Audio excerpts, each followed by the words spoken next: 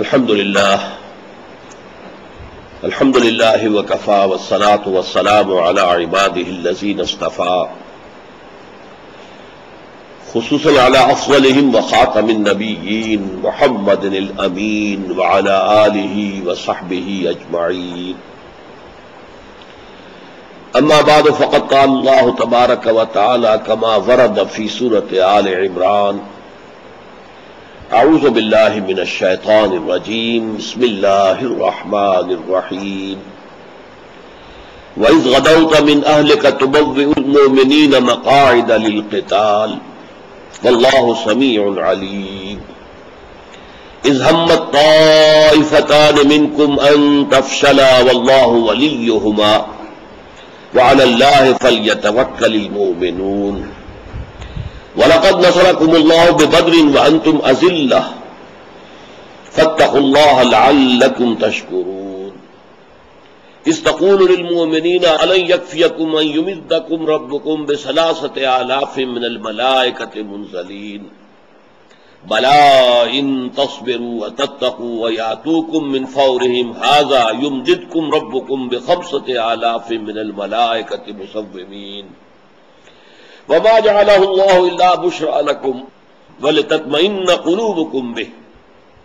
وما النصر إلا من عند الله العزيز الحكيم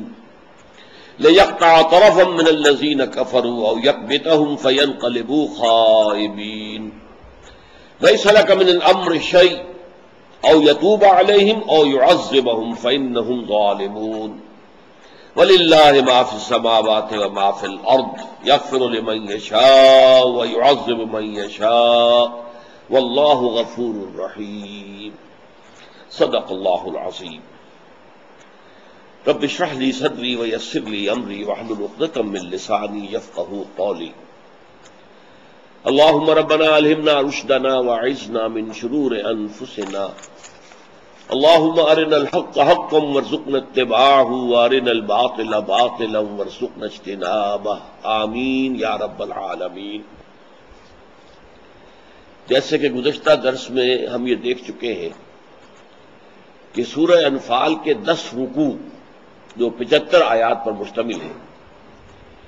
کل کے کل غزوہ بدر کے حالات و واقعات کے بیان اور ان پر تبصرے کے پر مشتمل ہیں. ظاہر بات ہے کہ وہ سیرت نبوی علیہ صاحب الصلاۃ والسلام کا بہت اہم واقعہ تھا. اللہ تعالیٰ نے یوم بدر کو یوم الفرقان قرار دیا. اس سے مسلمانوں کی دھاک بیٹھ گئی. 313 کے مقابلے میں 1000 پوری طرح مسلح کیل کانٹے سے لیس افراد اور وہ بری طرح شکست کھا گئے اور ان کے 70 بڑے بڑے سردار مارے گئے. اس سے ظاہر بات ہے کہ ملک کے اندر ایک دھاک بیٹھ گئی مسلمانوں کی. ہوا جو ہے وہ بند گئی. اور اس کے بعد عبداللہ ابن ابی بھی جو ابھی تک متردد تھا، جو سردار تھا خزرج کا اور جس کے بارے میں طے ہو چکا تھا کہ اسے بادشاہ قرار دیا جائے گا یثرب کا، اور وہ حضور کی آمد کے بعد منقار زیر پر رہا تھا، لیکن اس کے بعد جب اس نے دیکھا کہ یہ تو واقعتاً کوئی بہت بڑی بات ہے کہ یہ محمد صلی اللہ علیہ وسلم کے ساتھیوں کو اللہ نے اتنی بڑی فتح دی ہے، تو وہ بھی ایمان لے آیا، اگرچہ وہ منافقانہ ایمان لایا تھا. بہرحال اس کے 1 سال بعد ہی، یا آپ کہہ لیجئے 13 مہینے بعد، دوسرا بڑا معرکہ پیش آیا جس کا نام غزوہ احد ہے. اس میں اپنے ذہن میں یہ رکھیے کہ تاریخی اعتبار سے پہلے تو یہ کہ صرف ایک آبائی دین کی حمایت میں جنگ ہو رہی تھی کہ ہمارا آباء و اجداد کا دین تھا، بت پرستی ہمارا مذہب تھا، اور اسی طریقے سے ہماری اپنی ریتیں تھیں، رسومات تھیں، رواجات تھے. یہ محمد صلی اللہ علیہ وسلم ایک بالکل نئی بات لے کر سامنے آ گئے. تو وہ حمیت جو تھی، قبائلی حمیت اور آبائی حمیت، صرف وہی بنیاد تھی حضور صلی اللہ علیہ وسلم کے مخالفت کی. لیکن اب سوال پیدا ہوا کہ اتنی بڑی شکست کا انتقام لینا ہے. اب یہ قبائلی زندگی کا بہت اہم معاملہ ہوتا ہے کہ قبائل میں جب اس طرح کا واقعہ پیش آ جائے تو پھر جو ان کا خون جوش کھاتا رہتا ہے جب تک کہ کوئی انتقام نہ لے لے. چنانچہ بدر کی شکست کے بعد یہی کیفیت قریش مکہ کی ہوئی انہوں نے لوگوں نے قسمیں کھا لی کہ وہ اپنی بیویوں سے کوئی تعلق نہیں رکھیں گے جب تک کہ اس شکست کا بدلہ نہیں لیتے، چارپائیوں پہ سوئیں گے نہیں، زمین پر سوئیں گے جب تک کہ اس شکست کا بدلہ نہیں لے لیتے۔ تو ایک تو یہ کیفیت تھی کہ جو یوں سمجھیے کہ اپنے آبائی دین کی حمیت اور حمایت پر مستضاد ایک انتقامی جذبے کی شکل میں جو ہے وہ پورا کا پورا ایک ایسی کیفیت بن گئی کہ اس میں قریش کا ایک ایک فرد جیسے کہ آگ میں جل رہا۔ اس کے لیے انہوں نے سب سے پہلا کام یہ کیا کہ وہ قافلہ جو بدر کے ایکسائٹنگ کازز میں سے ایک تھا، جو جا رہا تھا ابو سفیان کی سرکردگی میں جب شام کی طرف، تو حضور نے اس کا تعاقب کیا تھا لیکن وہ بچ کر نکل گیا تھا۔ اب جب وہ واپس آ رہا تھا تو ابو سفیان نے، جو کہ قافلے کا سردار تھا، SOS کال یعنی ایمرجنسی میں مدد کی ایک جو ہے اس نے درخواست بھیج دی مکے والوں کو کہ مجھے اندیشہ ہے کہ محمد صلی اللہ علیہ وسلم کے ساتھی اس قافلے پر قبضہ کر لیں گے، لہذا مدد کے لیے فوراً آؤ۔ تو یہ بھی وجوہات میں سے ایک وجہ تھی۔ تو اسی طریقے سے جو واقعہ نخلا ہوا تھا جس میں کہ ایک مشرک مارا گیا مسلمانوں کے ہاتھوں، تو اس کو بھی ایک دوسرا سبب بنا تھا، فوری ایکسائٹنگ کاز۔ تو یہاں ایک کام تو قریش نے یہ کیا تھا بدر کی شکست کے بعد کہ وہ جو قافلہ بچ کر آ گیا تھا، چونکہ وہ راستہ جو ہے بدل کر ساحل کے ساتھ ساتھ ہو کر مکے پہنچ گیا، اس کا سارا اثاثہ انہوں نے وقف کر دیا۔ کوئی شخص اس میں سے نہ اپنے راس المال میں سے ایک پیسہ لے گا، نہ منافع میں سے ایک پیسہ لے گا۔ یہ سارا کیپٹل اب وقف ہے ایک جنگ کے لیے، انتقامی جنگ کے لیے، جس کے لیے ہمیں تیاری کرنی ہے، ساز و سامان فراہم کرنا ہے، اس کے لیے ہتھیار فراہم کرنے ہیں، اس کے لیے رسد فراہم کرنا ہے، لہذا یہ پوری طریقے سے اسی کے لیے وقف رہے گا۔ دوسرا یہ ہوا کہ غزوہ بدر کے تقریباً 3 ماہ بعد ابو سفیان نے ایک شبخون مارا مدینے کے آس پاس جو علاقے تھے، آس پاس کے جن میں باغات بھی تھے، کچھ کھجوروں کے درخت کاٹ دیے، کچھ جانور جو ہے ہلاک کیے، کچھ کو وہ بھانک کر لے گیا۔ جب حضور کو اطلاع ملی، یہ غزوہ سویق کہلاتا ہے، تو حضور نے پیچھا کیا تو پھر وہ بھاگا بری طریقے سے، اور اتنی تیزی کے ساتھ بھاگا ہے، اتنا روب مسلمانوں کا وسط ہو چکا تھا، کیونکہ بدر ابھی تین ماہ پہلے کی بات تھی، کہ پھر وہ اپنا جو رسد کا سامان تھا وہ پھینکتا گیا۔ ستو کے بورے جو وہ ساتھ لے کر گئے تھے رسد کے طور پر کہ جہاں ضرورت ہوگی پانی میں گھولیں گے اور پی لیں گے، اس مکمل غذا ہوتی ہے ستو، تو وہ بورے جو ہے وہ پھینکتا چلا گیا تاکہ ہماری سواریوں پر سے وزن کم ہو تو ہم تیزی کے ساتھ بھاگ سکیں، اور ان سب کے اوپر پھر مسلمانوں نے قبضہ کیا۔ اسے غزوہ سویق کہتے ہیں۔ لیکن یہ یوں سمجھیے کہ ایسے ہو گیا کہ جیسے کوئی جو آدمی جو ہے سخت قسم کے جو ہے اسے خفت طاری ہوئی بھی ہو، تو اس میں وہ کھسیانی بلی کھمبا نوچے والی بات ہوئی ہے کہ ان کی خفت میں مزید اضافہ ہو گیا۔ لیکن غزوہ احد کے لیے جو تیسرا سبب ہوا ہے، جو بہت اہم یوں سمجھیے کہ ایکسائٹنگ کاز بنا ہے، تیاریاں تو ان کی تھیں لیکن فوری طور پر جو واقعہ ہوا وہ بالکل اسی طرح کا واقعہ تھا کہ جیسے سریہ نخلا جو ہے وہ غزوہ بدر کے لیے سبب بن گیا تھا۔ ہوا یہ کہ قریش کا ایک قافلہ پھر تیار تھا صفوان بن امیہ کی سرکردگی میں شام جانے کے لیے۔ اس نے قریش کے لوگوں کو جمع کیا کہ ہماری بڑی شامت آ گئی ہے کہ جو ساحلی علاقہ ہے جو سیدھا شام کو جاتا ہے، بدر سے ہو کر گزرتا ہے سیدھا تیر کی طرح، اس میں کوئی ہیر پھیر ہے ہی نہیں، اب اس پر تو محمد صلی اللہ علیہ وسلم کے آدمیوں کا قبضہ ہے، یا جو قبائل تھے انہوں نے حضور سے معاہدے کر لیے، ہمارے لیے یہ راستہ اب خطرناک ہے، ہم یہاں سے جا نہیں سکتے، کیا کریں؟ اگر ہم بیٹھے رہیں گے کوئی قافلہ لے کر نہیں جاتے۔ یہ رحلت السیف کہلاتا تھا ان کے ہاں کہ وہ سردی کے موسم میں جاتے تھے شام کی طرف، گرمی کے موسم میں جاتے تھے یمن کی طرف۔ رحلت السیف کا موقع آیا تو یہ ایک بڑی ان کے ہاں تشویش پیدا ہوئی کہ کیا کرنا چاہیے۔ تو ایک شخص نے مشورہ دیا کہ تم راستہ بدل لو، بجائے سیدھے شام کی طرف جانے کے تم دائیں طرف مشرق کی طرف سے ہو کر پھیر ڈال کر جو عراق جانے کا راستہ ہے مکے سے اس کو اختیار کرو اور وہاں سے ہو کر شام جاؤ،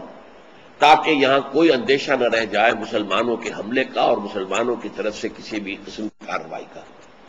یہ فیصلہ ہو گیا،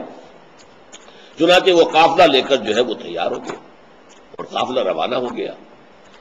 اس کی خبر حضور کو پہنچ گئی، اور وہ بھی ایک عجیب واقعہ ہوا کہ ایک مسلمان جو ابھی ویسے نو مسلم تھے اور ابھی شراب کی حرمت کا حکم بھی نہیں آیا تھا، تو ایک مشرک، مکے کے مشرک کے ساتھ وہ ایک جگہ بیٹھے ہوئے شراب پی رہے تھے۔ وہ مشرک مکہ جو ہے وہ کچھ زیادہ پی گیا، بہک گیا، اور اس نے اس قافلے کا سارا راز کھول دیا۔ اب وہ جو مسلمان تھے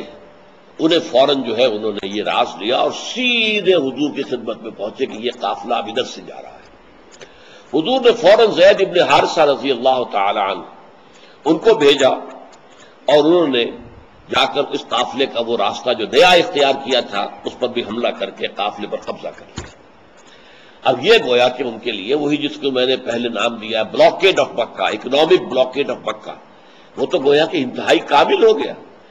کہ اب مکہ کٹ گیا ہے بالکل شام سے، کہ ساری جو ان کی ہوتی تھی تجارت وہ یہ ہے کہ وہ سردیوں میں شام کی طرف جاتے تھے، اور وہاں سے یورپ وغیرہ سے آیا ہوا جتنا سامان ہوتا تھا شام کی بندرگاہیں، یہی جو بندرگاہیں آج کل اسرائیل کی بندرگاہیں کہلاتی ہیں، یہی تو بندرگاہیں تھیں کہ جن سے سارا جو ہے کاروبار ہوتا تھا۔ اور پھر وہ سردیوں کے موسم میں جاتے تھے جنوب کی طرف، یمن کی طرف، جو جزائر شرق الہند سے جتنا سامان آتا تھا چین سے، بھارت سے، وہ یمن کے ساحل پر اترتا تھا، یہاں سے اٹھاتے تھے، شام لے جاتے تھے، شام سے اٹھاتے تھے، واپس لے آتے تھے۔ تو یہ سمجھیے ایسٹ ویسٹ ٹریڈ کے اندر ان کو جو ایک بہت بڑی اہمیت حاصل ہو گئی تھی، اور انہیں یہ تحفظ حاصل تھا کہ چونکہ یہ کعبے کے متولی تھے اور کعبے میں تمام قبیلوں کے بت رکھے ہوئے تھے، لہذا کوئی قبیلہ بھی ان کے قافلے پر حملہ نہیں کرتا تھا، تو انہیں تو گویا کہ ایک طرح سے اس کے اوپر حاصل ہو چکی تھی مونوپولی، پوری ایسٹ ویسٹ ٹریڈ ان کے ہاتھ میں تھی۔ اب معاملہ مخدوش ہو گیا، اس لیے کہ شام کی طرف تو اب جا نہیں سکتے، لہذا اب یوں سمجھیے کہ تنگ آمد بجنگ آمد، جیسے غزوہ بدر کے لیے وہ نکلے تھے اسی طریقے سے پھر ابھی شاید اور تیاری کرتے اور دیر کرتے، لیکن اب ان کے پاس جتنی بھی تیاری ہو سکی تھی اس کو لے کر اور وہ حملہ آور ہوئے مدینے پر۔ اور اس میں نوٹ کر لیجئے کہ اس میں نفری ان کی 3000 افراد پر مشتمل تھی، اتنے ہی اونٹ شامل تھے، گویا کہ پیدل آدمی ایک بھی نہیں تھا، سب کے سب سوار تھے۔ اس کے ساتھ یہ ہے کہ 200 گھوڑوں کا رسالہ موجود تھا، اور 15 خواتین ساتھ تھیں، جن میں ابو سفیان کی بیوی ہند، کہ جو جب جنگ کا موقع آیا ہے تو دف بجا بجا کر اور اپنے لوگوں کی وہ ہمت بڑھا رہے تھے، اور یہ کہ اگر تم آگے بڑھو گے، ان تقبلوا نعانقوا، ہم تمہارے ساتھ بغلگیر ہوگی، وَإِن تُدْبِرُوا نُفَارِقُوا، اگر تم پیٹ دکھا دو گے بھاگ جاؤ گے تو ہم تم سے اپنا تعلق منقطع کر لیں گے۔ اس طرح کے وہ دف بجا بجا کر، تو یہ جو ہے ایک بہت بڑا لشکر 3000 افراد کا،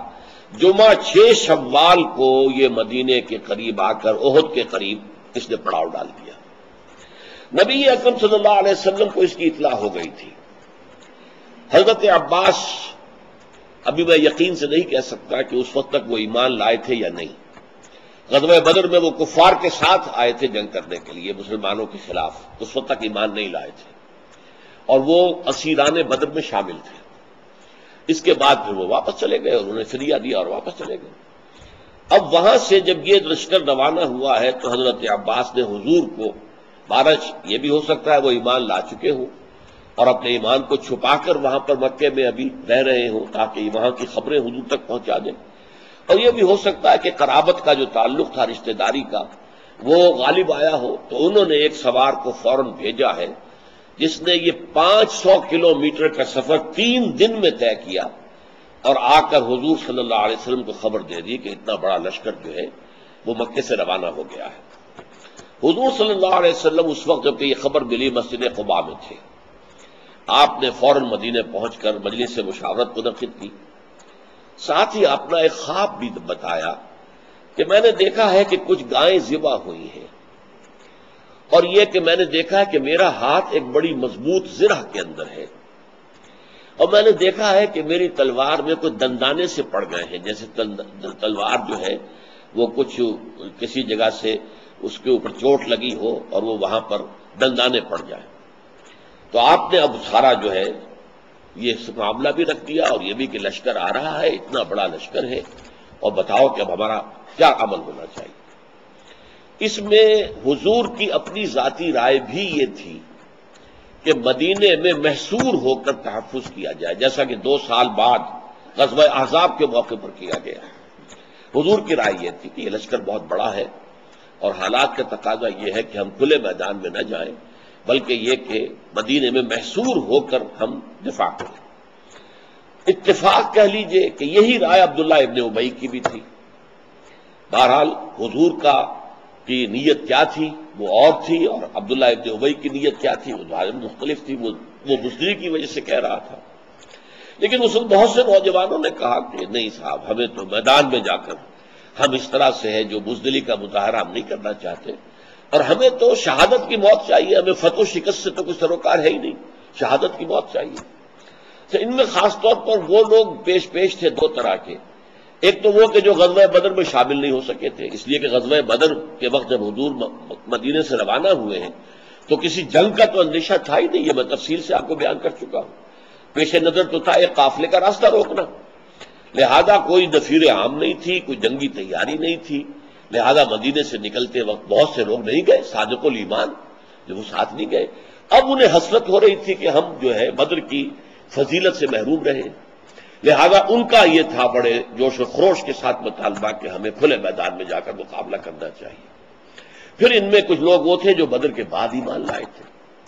اور وہ جو ہے اب اس جو ہے فضیلت سے چاہتے تھے کہ کفر کے ساتھ دو بدو مقابلہ کیا جائے اور اپنی جو ہے وہ اپنے ایمان کا ثبوت فراہم کریں۔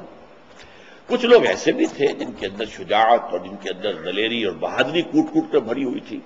اور وہ کہہ رہے تھے کہ نہیں، ہمیں کھلے میدان میں جا کر مقابلہ کرنا چاہیے۔ ان کے سر خیل تھے حضرت حمزہ رضی اللہ تعالی عنہ۔ بہرحال یہ اس طرح کے واقعات کے پیش نظر پھر حضور نے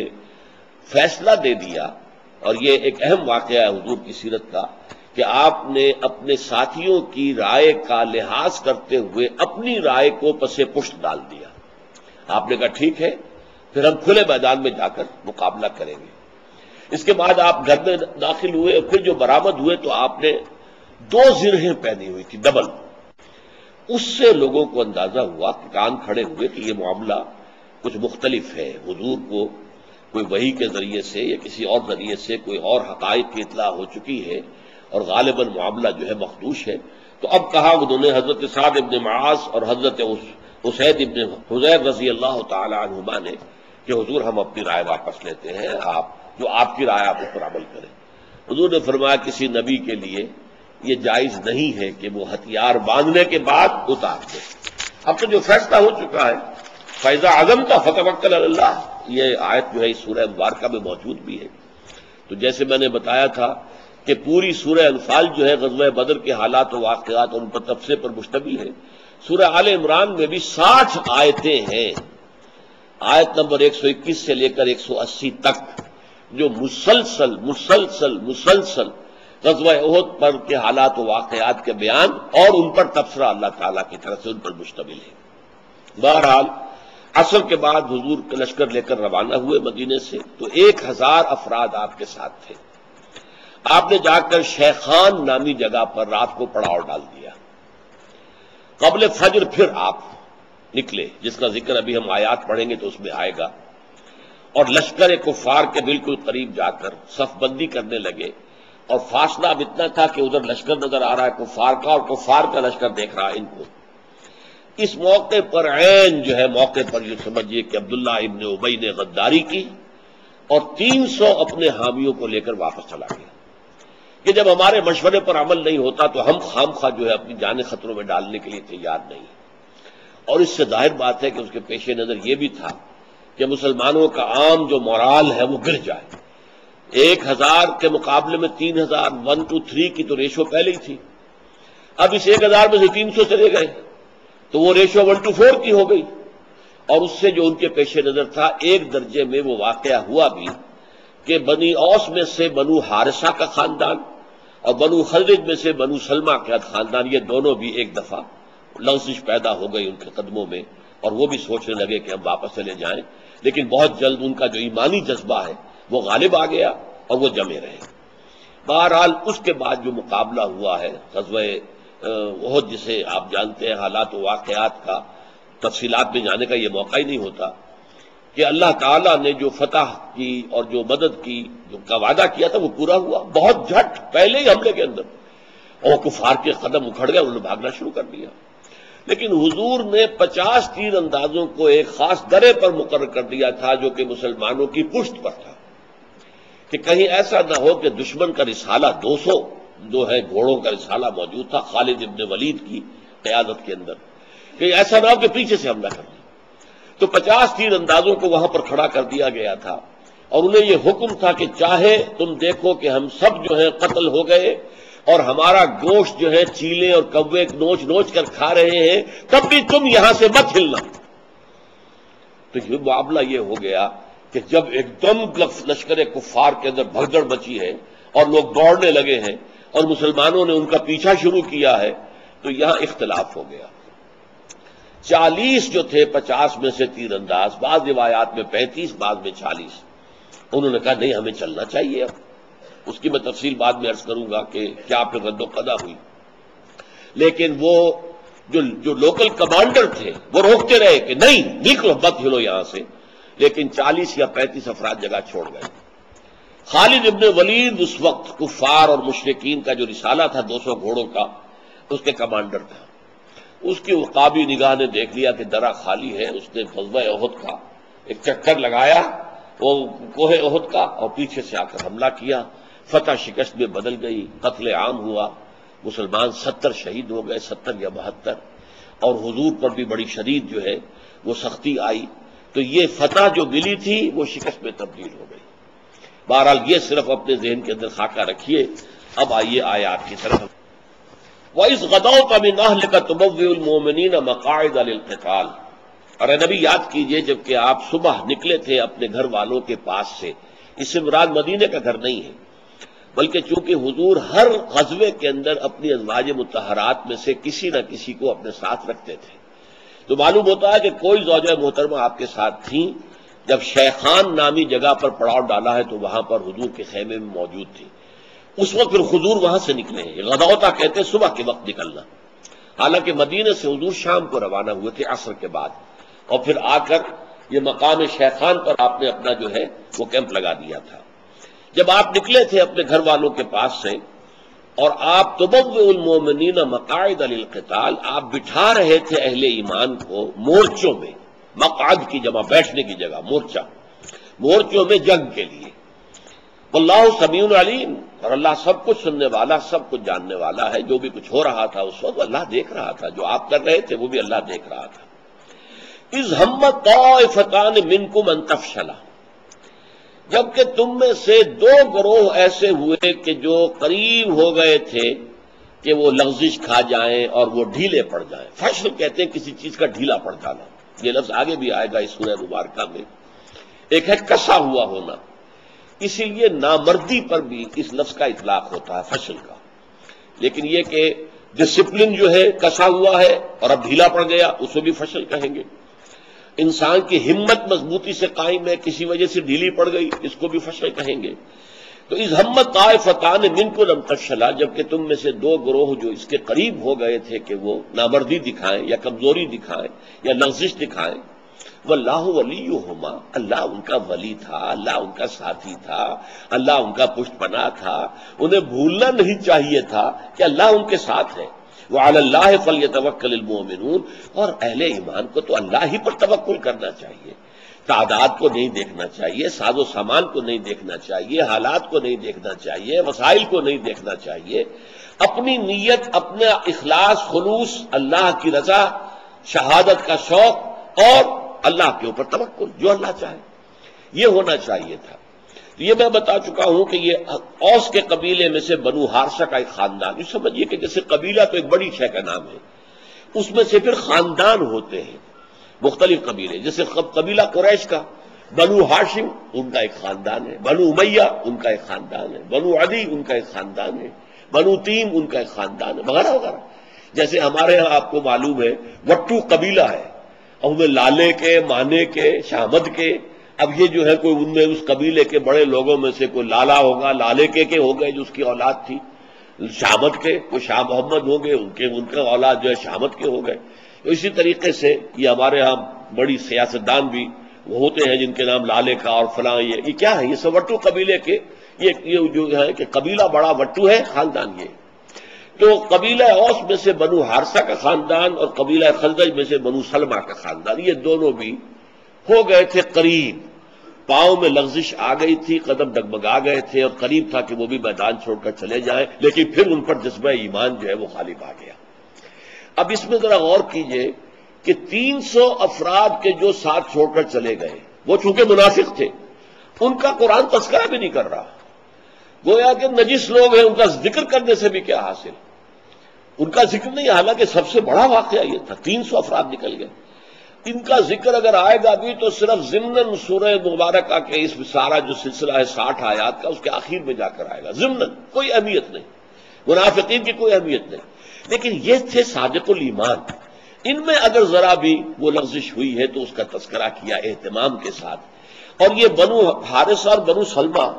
پھر فخر کیا کرتے تھے کہ اللہ تعالیٰ نے قرآن میں ہمارا ذکر کیا اور کہا طائفتان منکم، تم میں سے 2 گروہ، گویا کہ ہمیں اہل ایمان میں سے قرار دیا ہے، تو اللہ تعالیٰ کی طرف سے گویا کہ یہ ٹیسٹیمونیل ہے جو ہمیں مل گیا ہے، یہ سرٹیفکیٹ ہے جو ہمیں مل گیا ہے، ایک بہت بڑی سند ہے۔ اذ ہمت طائفتان منکم ان تفشلا، اہل ایمان تم میں سے بھی 2 خاندان ایسے تھے، 2 گروہ ایسے تھے کہ جو کچھ لغزش پر آمادہ ہو گئے تھے، حالانکہ اللہ ان کا ولی، ان کا ساتھی، ان کا پشتیبان، ان کا نگہبان، ان کا مددگار، ان کا حامی، لہذا انہیں اس پر توکل کرنا چاہیے تھا۔ وعلی اللہ فلیتوکل المؤمنون وَلَقَدْ نَصَرَكُمُ اللَّهُ بِبَدْرٍ، اور دیکھو اللہ نے تمہاری مدد کی تھی بدر میں بھی، وَأَنْتُمْ أَذِلَّةٌ، جبکہ تم انتہائی کمزور تھے۔ یہ اذلہ جو ہے یہ ذلیل کی جمع ہے، یہ افعل التفضیل نہیں ہے، وہ تو ازل ہوگا، جیسا کہ سورہ منافقون میں ہم پڑھ چکے ہیں کہ اگر ہم پہنچ گئے مدینے واپس تو عبداللہ ابن ابی نے کہا تھا لَيَخْرُجَنَّ الْأَعْزُّ مِنَ الْأَذَلِّ، تو عزت والے جو ہے وہاں سے ان ذلیلوں کو نکال کے باہر کر دیں گے۔ لیکن عربی میں ذلیل اور اردو میں ذلیل کے مفہوم میں بڑا فرق ہے۔ اردو میں جب ہم یہ لفظ بولتے ہیں ذلیل تو اس کے اندر کمینگی کا ایلیمنٹ بھی ہو، ایک شخص میں کمینگی ہے، گھٹیا پن ہے، لیکن عربی میں یہ مفہوم نہیں ہے، اس میں ذلیل صرف کمزور کو کہتے ہیں۔ اذلہ، تم بہت کمزور تھے مسلمانوں، بدر میں یاد کرو تمہاری کیا حالت تھی، ہتھیار بھی تمہارے پاس نہیں تھے، اکثر و بیشتر نہتے تھے تم لوگ، اور 313 تھے، اس کے مقابلے میں 1000 کا لشکر آیا تھا کیل کانٹے سے لیس، جس کے ساتھ جو ہے 900 اونٹ تھے۔ تو سوچو ذرا، یاد کرو اللہ نے تمہاری مدد کی تھی کہ نہیں۔ وَلَقَدْ نَصَرَكُمُ اللَّهُ بِبَدْرٍ وَأَنْتُمْ أَذِلَّةٌ، یہ اذلہ ایسے ہی ہے جیسے عزیز سے اعزہ، تو ذلیل کی جمع اذلہ۔